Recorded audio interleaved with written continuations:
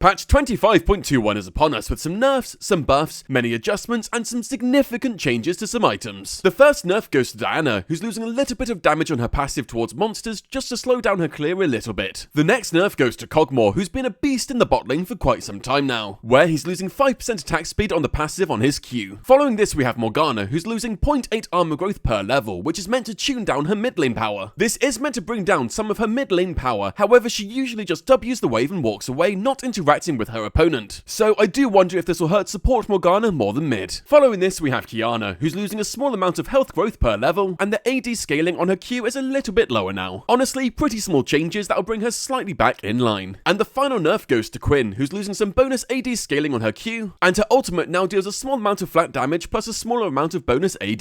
These nerfs won't affect her too much in the early game but will be felt later. Heading over to buffs, the first one goes to Bard, where its W is getting some nice extra bonus AP ratios. Following this we have Ezreal, who's getting a bonus 0.5 AD ratio per level. This is a smaller buff and certainly won't make him meta, but it'll definitely feel nice for Ezreal mains. In a similar fashion, Kalista is also getting 0.5 attack damage growth per level. Like Ezreal, she's also been on the weaker side for quite some time now, and where this certainly doesn't bring her into the meta, it'll definitely make her mid game feel a bit stronger. Following this, Yone, or Yone, is getting an extra 2 attack damage per level. He has been underpowered for some time now, and I don't see this changing that really, but we always take 2 extra attack damage. And the biggest buff goes to Yunara, and it is massive. Firstly, the initial damage from landing her W deals a good chunk of damage, where before it was honestly pretty minor. And in addition, the damage per second has been massively increased and has even more bonus AD ratio. This will change her W from being an annoying slow to also chunking you. And her ultimate W also looks insane, where they are giving it so much extra damage it'll basically hit like most champions' ultimates. It now scales with a small amount of bonus AD rather than a larger amount of her total attack damage, but